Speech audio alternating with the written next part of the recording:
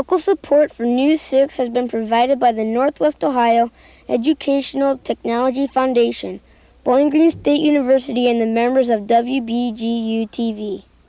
Hi, we're the 6th grade class of Cory, Rawson Middle School, home of the Hornets. Welcome to News 6.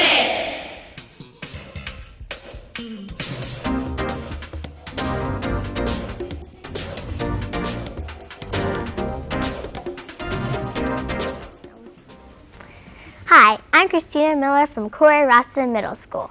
Welcome to News 6. With today's first story, here's Sean Eller. I'm sure that some of you enjoy collecting comic books, dolls, coins, and sports cards. Well, our next story is about a card collector who has collected over 15,000 cards since 1975. Dave Underwood collects not only baseball cards, but also basketball and others. We'll let Josh Underwood tell us more. Hi, I'm Josh Underwood, interviewing my dad, Dave Underwood, in his card collection. What got you started collecting cards? Probably got started when I was growing up as a kid, and all kids collect baseball cards. I guess I started collecting them to keep when I was first as a minister in Winchester, Ohio, and had a couple boys in the community that liked to collect baseball cards. So it was a good way just to get to know them and share with them. What brand of cards do you collect? With baseball, I collect Topps. That seems to be the one that's been around the longest. When I started collecting basketball cards, I moved into Skybox because I was able to get the first series of the Skybox series. What is your most valuable card? Kind of hard to determine which is the most valuable right now. I had a Mickey Mantle card, I still do, that was would be worth quite a bit, but I wrote on it when I was a kid. I got a Ted Williams card that's got a thumbtack through it that would be worth quite a bit. Probably the most valuable card right now would be Dave Winfield's rookie card. But we also have some Roger Clemens cards that if he makes it to the Hall of Fame, that'll probably be worth more than any of the others. Why do you collect sports cards? I collect baseball cards just because it's a lot of fun. There is a little bit of money in it. It does make a nice investment if you can keep some of the more valuable cards and keep them in good condition.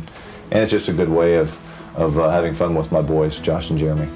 Thank you, Dad, for letting us interview you. Pleasure was mine. Thanks for coming. And now back to the studio.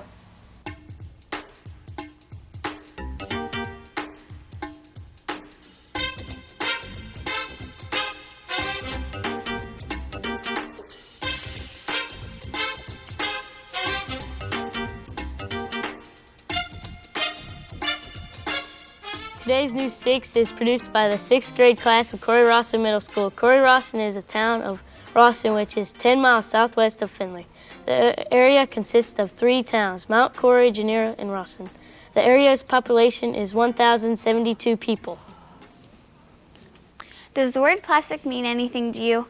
Well, it should. I'm sure that if you look around your house, you would find many things made from this material. Our next story steps into Associated Plastics, a company which makes plastic. Cassidy Wilbur takes us into the company that makes parts for 45 different companies in the U.S.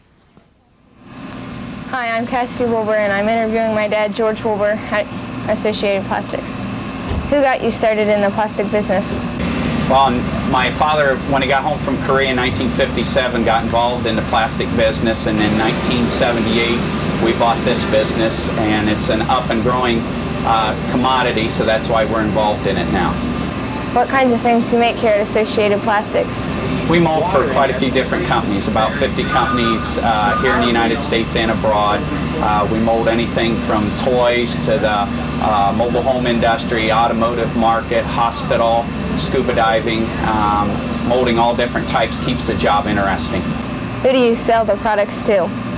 We actually don't sell products to people. We mold for other people, then they in turn sell the products.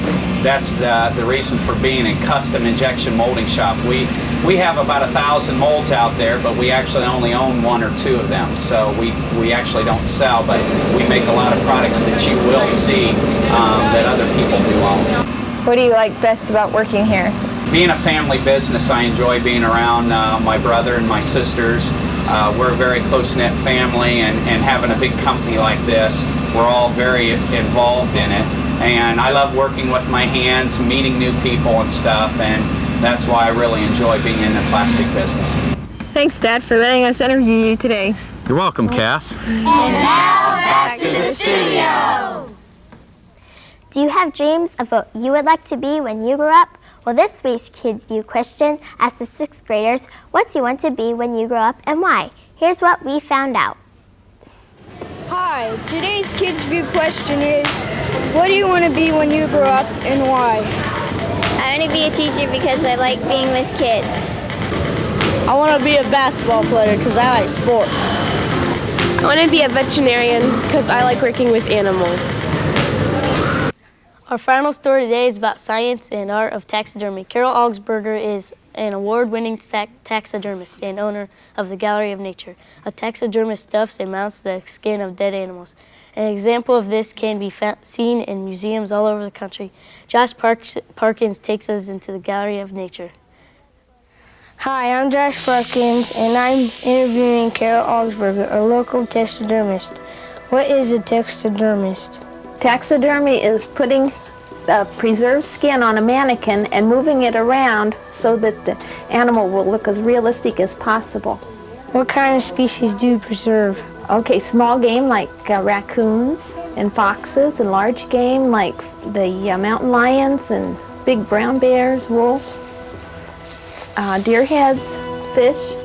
Can you explain the process of taxidermy? Well, first of all, we preserve the skin. And then we have the mannequins. We measure them and get mannequins for them. And then we mount them onto these mannequins. And we have glue, and we use clay, and we get artificial eyes for them. There's artificial ear liners that we put in there. And then we try to make that animal just as realistic as we can to make it look like it's alive. Have you won any awards with your exhibits? Yes, I've won quite a few over the past few years. Last year I won 21 ribbons, and then I got, I believe it was 3 trophies, 3 plaques. I got Best All-Round Taxidermist back in January. That was down in Cincinnati.